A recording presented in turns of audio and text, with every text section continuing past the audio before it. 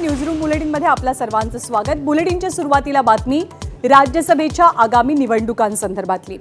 राज्यसभेची जागा एक आणि त्यासाठी एक प्रकारे दावेदार अनेक अशी काहीशी परिस्थिती ही महाविकास आघाडीमध्ये आपल्याला पाहायला मिळते। महाविकास आघाडीचा जर का आपण विचार केला तर महाविकास आघाडीमध्ये एका जागेवरनं बरेच दावे किंवा बरेच वाद होत असल्याचं पाहायला मिळतंय। आता काँग्रेसची काय भूमिका आहे तर काँग्रेस असं म्हणते की कोणत्याही निर्णयाप्रती जाण्याआधी आपण चर्चा करूया। ही काँग्रेसची भूमिका, कारण काँग्रेसची एक जागा राज्यसभेची रिक्त होतीये। दुसरीकडे शरद पवारांच्या पक्षाची, स्वतः शरद पवारांची अशी इच्छा आहे की त्यांनीच पुन्हा एकदा राज्यसभेमध्ये जावं, परंतु संख्याबळाच्या जोरावरती सर्वात मोठा दावेदार शिवसेना ठरते। त्यामुळे आदित्य ठाकरेंनी पुन्हा एकदा ठणकावून सांगितलंय आणि दावा ठोकलेला आहे की राज्यसभा असो किंवा विधान परिषद दोन्हीकडे उमेदवार हे आमचेच असतील। महाविकास आघाडीला संख्याबळानुसार केवळ एकच जागा मिळणार आहे राज्यसभेची, आणि त्या एका जागेवरती नेमकं कोण जाईल, कुणाची जागा पक्की होणार याची सध्या जोरदार चर्चा आहे।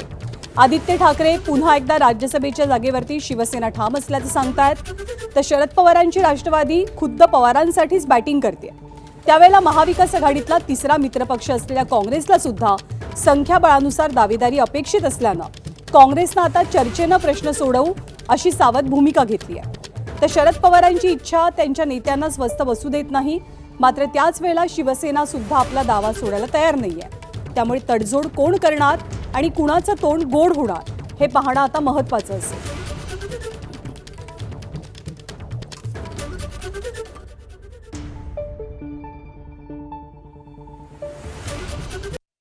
सर, राज्यसभेचं नेमकं काय सिच्युएशन आहे? कारण पवार साहेब राज्यसभेवरती यावेळी असं तुम्ही वारंवार बोलून दाखवलेलं आहे, पण आदित्य ठाकरेंनी क्लेम केला आहे याच्यावरती पुरेशी चर्चा होऊन गेलेली आहे।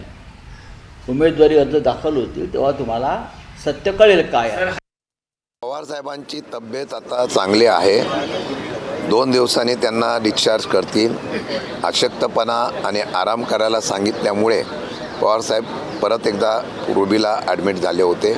माझ्या माहितीप्रमाणे प्रकृती चांगली असल्यामुळे पवारसाहेब आता परत पूर्ववत कामाला सुरुवात करतील। परंतु राज्यसभेच्या बाबतीमध्ये जे सांगितलं गेलेलं आहे, अजूनही आमचे महाविकास आघाडीचे आम्ही सगळे नेते एकत्रित बसलेलो नाही, चर्चा झालेली नाही। परंतु येत्या 2-4 दिवसामध्ये, कारण 26 ते 6 मार्चपर्यंत हा प्रक्रियेचा निवडणूक प्रक्रिया सुरू होणार आहे, फॉर्म भरायची सुरू होणार आहे। नाही, अजून महाविकास आघाडी म्हणून बैठक झालेली नाही। कदाचित या आठवड्यात महाविकास आघाडीची बैठक होईल।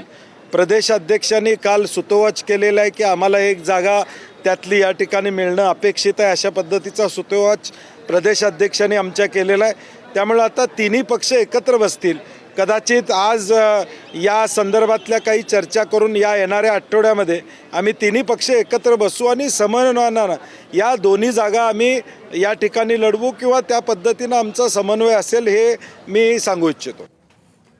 तर राज्यसभेची एक जागा आणि वादाचा धागा असं चित्र महाविकास आघाडीमध्ये दिसत असताना महाविकास आघाडीमधले 2 मित्रपक्ष ठाकरेंची शिवसेना आणि काँग्रेस दोघांमध्ये सुद्धा राज्यसभेच्या जागेवरनं दावे प्रतिदावे कसे सुरू आहेत जाणून घेऊया। तसंच एकमेव आमचा पक्ष आहे जो आत्ता ह्या पूर्ण 5 वर्षाच्या काळात इंडिया आघाडीमध्ये ठामपणे राहिलेला आहे, आणि म्हणून आमचा आग्रह आहे की आमचे दोन्ही राज्यसभाच्या सीट ह्या महत्त्वाच्या आहेत आणि त्यांच्यावर दावा आमचा आहे। हा दावा एका बाजूला लॉजिकल आणि प्रॅक्टिकलच्या बाजूने बोलतोय, दुसऱ्या बाजूला जर आपण पाहिलं तर संख्याबळ जर पाहिलं आणि MVचं जे काही संख्याबळाचं प्रिन्सिपल जर पाहिलं तर तो आम्हाला मिळालं पाहिजे, कारण 2020मध्ये आम्ही एक सीट NCPला दिली होती। तशी आमच्या सगळे आमदार किंवा आमचे नेते आहेत, सिनियर आमदार आहेत, वरिष्ठ नेते आहेत, त्यांच्याबरोबर चर्चा झाली।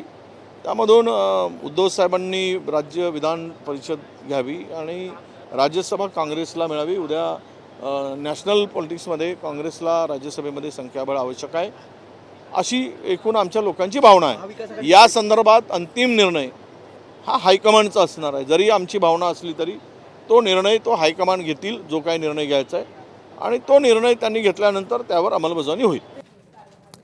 आणि राज्यसभेच्या एका जागेवरनं महाविकास आघाडीमध्ये एकवाक्यता दिसून येत नसताना दुसरीकडे अजित पवारांच्या राष्ट्रवादी काँग्रेसनं मात्र त्यांच्या पक्षाकडनं राज्यसभेत कोण जाईल ते नाव फिक्स केलेलं आहे। पार्थ पवार हे राज्यसभेचे उमेदवार असतील. राष्ट्रवादी काँग्रेसकडनं त्यांच्या नावावरती आता शिक्कामोर्तब झालंय. गेल्या अनेक दिवसांपासून पार्थ पवार यांच्या नावाची चर्चा होती, पण काल संध्याकाळी उशिरा पार पडलेल्या बैठकीत पार्थ पवार यांच्या नावावरती शिक्कामोर्तब झाल्याचं कळतंय. पार्थ पवार यांना राज्यसभेची संपूर्ण टर्म मिळणार आहे. सुनेत्रा पवारांची उपमुख्यमंत्रीपदी नियुक्ती झाल्यावरती राज्यसभेतली राष्ट्रवादीची जागा रिक्त आहे, पण पार्थ पवारांना त्यांच्या इच्छेनुसार किंवा आग्रहानुसार संपूर्ण कार्यकाळ म्हणजे 6 वर्षांसाठीची खासदारकी मिळेल. येत्या 16 मार्चला राज्यसभेची निवडणूक होणार आहे. महाराष्ट्रात राज्यसभेच्या 7 जागांसाठी निवडणूक पार पडेल.